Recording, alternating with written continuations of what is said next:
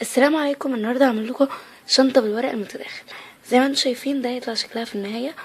ممكن اخليها علبه زي دي كده. دي انا خليتها علبه ودي خليتها شنطه، وفرق بس الشريطه لان دي شنطه فهقدر اشيلها من الشريطه، لكن دي علبه ومش هقدر اشيلها. هو ده الفرق. دلوقتي هعمل لكم شنطه زي دي. طبعا هعملها شنطه وهقول لكم ازاي تعملوها علبة، لان علبة اسهل من الشنطة بس الخطوة الزيادة ان انا بخرم الورق من هنا وبحط الشريطة. طبعا ديت انا استخدمتها، انا جربت 3 مرات عملت شنط زي دي. والنهاردة هعمل معاكم الرابعة. فدي عملتها بالصمغ وطلعت يعني مرتبة اكتر ومفيهاش شكل الدبابيس. ودي عملتها بالدبابيس، واول واحده برضو عملتها بالدبابيس بس مش موجوده معايا دلوقتي. فدي كان شكل اللي عملتها بالدبابيس. فانا هعمل معاكم بالصمغ لان دي بان فيها الدبابيس زي ما انتم شايفين. فيلا نبدا.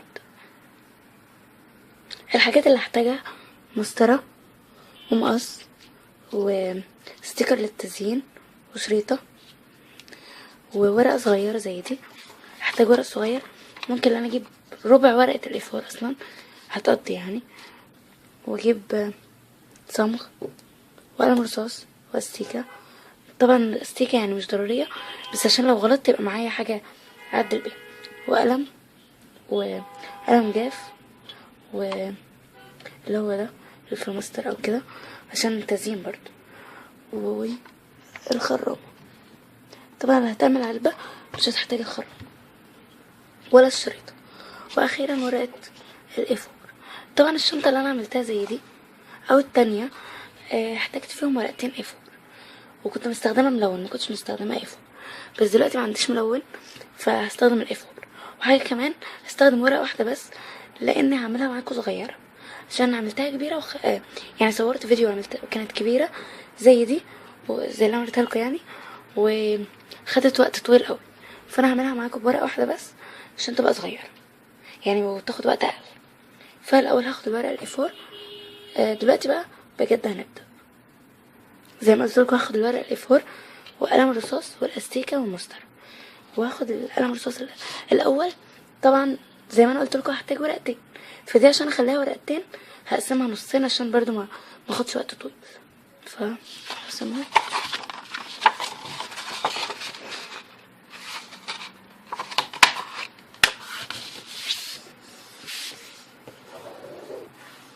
بعدين هقطعها يعني عشان ما اطولش عليكم اكتر. هقطعها وارجع لكم.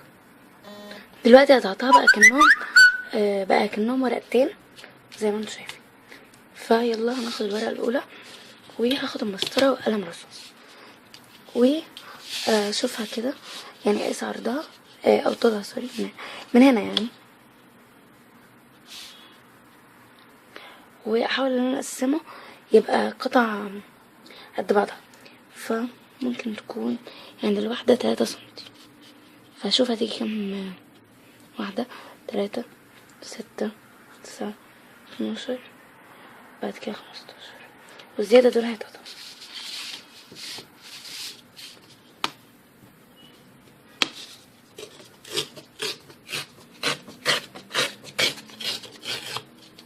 دول بقى هاخدهم واكمل السطر للاخر.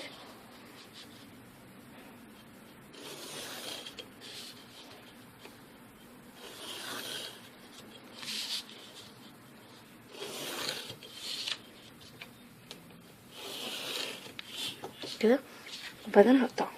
فانا هقطعهم للاخر هوريكم في واحده بس وبعدين اكمل عشان برضو مطولش عليكم، لان ما بحبش الفيديو يبقى طويل يعني.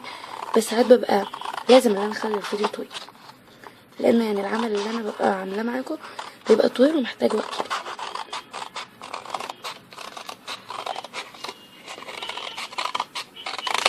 فنقصها للاخر كده فهكمل وارجع لكم. كده خلاص قصيتهم كلهم. دلوقتي هاخد الورقه التانية او النص التاني من الورقه. زي ما قلت لكم في الاول لو انتوا عايزينها تبقى كبيره زي اللي انا وريتها لكم استخدموا ورقتين، بس انا هستخدم ورقه واحده اقطعها عشان ما اطولش الوقت. دلوقتي هاخد الورقه دي وكمان اسطرها بنفس الطريقه بس مش هقطعها. هقول لكم دلوقتي هنعمل ايه. هسطرها برضو 3 بعد كل 3 9 12 15. والزيادة دول هقطعهم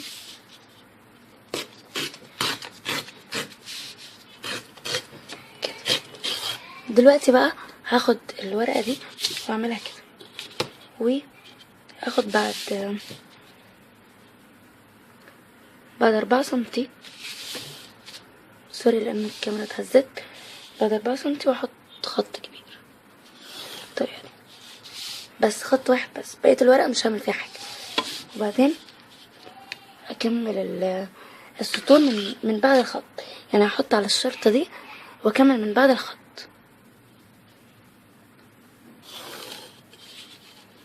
كده.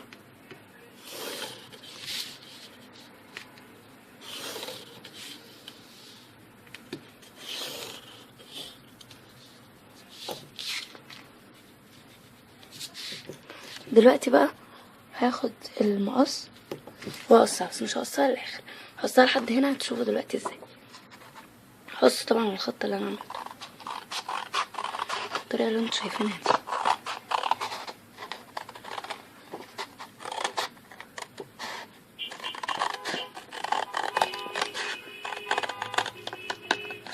لحد ما اوصل لهنا كده، وخلاص مقصش. فانا هقص واحده كمان وبعدين اكمل لوحدي عشان تعرفوا الطريقه.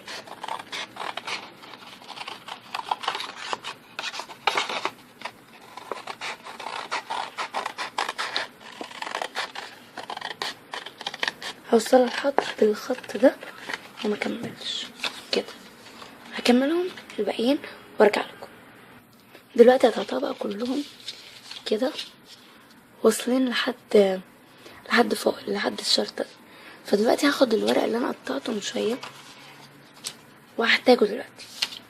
هاخد الورقة دي واعملها بالعرض وابدأ ادخل من هنا كده، من تحت فوق، تحت فوق، تحت فوق، بالطريقة دي دخلتها من تحت الاول، في اللي بعدها ادخلها من فوق. لا، فوق تحت فوق كده، وهكمل الباقيين بنفس الطريقة. هعمل معاك واحدة كمان وبعدين هعملها لوحدي طبعا، لان دلوقتي وصلت ل7 دقايق وشوية، فيعني عشان مطولش عليكم. دي من طلعت، دي عملتها من فوق، فدي هعملها من تحت بالطريقة دي. فدلوقتي هكمل وارجع لكم كده. خلاص دلوقتي جدار الصمغ، هاخد الصمغ وابدأ الزق الحتت اللي موجودة دي كده، يعني احط عليها بس دي طويلة قوي، فانا الاول طبعا هسويها من الجهتين وبعدين اقصهم لو طوال او يعني زي دول، فهقصهم منهم شوية، يعني مش هقصهم كله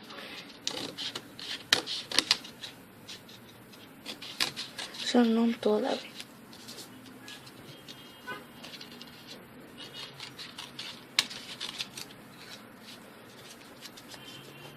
خلاص كده الجهة التانية مش طويلة، يعني ما كانتش طويلة زي دي فمش هقصها. دلوقتي هاخد دول وهاخد الصمغ، ابدأ احط هنا الصمغ، احطه كده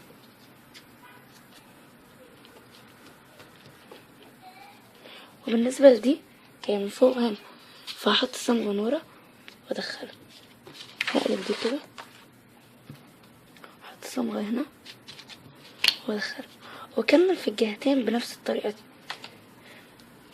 اللي هي اني ادخل دول كده وادخله.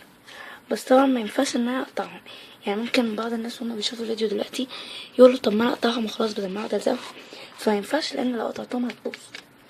يعني انا بعملهم دلوقتي عشان اعمل الشنطة نفسها. طبعا لو انتوا هتعملوا بورق ملون يعني يبقى الافضل ان انتوا تعملوا بلونين مختلفين، بس انا زي ما قلت لكم في الاول ان انا ما عنديش ورق ملون، عشان كده عملت ابيض يعني. دلوقتي هكمل الصف التاني وبعدين ارجع لكم في الجزء اللي تحت برضه عشان افهمكم فيه. دلوقتي كملت الجهتين، بقيت عامله من هنا، بقيت عامله كده زي ما انتوا شايفين. هاخد برضه اللي تحت واعملهم بنفس الطريقه، يعني دي هرجعها لورا كده، هحطها الاول، يعني هلزقها الاول قصدي، وبعدين احطها. ودي بما انها جايه كده فانا هحطها من قدام بنفس الطريقه بتاعت الجهتين اليمين والشمال. فهكمل برضو وارجع لكم لاني طولت كده يعني، فهكمل وارجع لكم. دلوقتي بقت عامله كده. هاخد هي عامله كده دلوقتي. هاخد الاتنين يعني المربعين دول لحد هنا كده واتنين بالطريقه دي.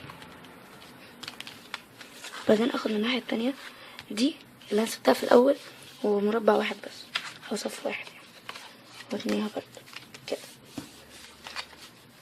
بقت كده. طبعا لازم يكونوا متساويين. هعملها كده وبعدين هاخد دي. هضطر ان انا اقطع من هنا بالمقص ومن هنا كمان بالمقص. طبعا من الجزء الناحية التانية برضو يعني هقطع من هنا ومن هنا. دلوقتي هتعرفوا ليه هعمل كده وبعدين دي هتبقى كده. فهتنيها اول عشان يعني لما اجي الزقها متبقاش تردس التاني يعني.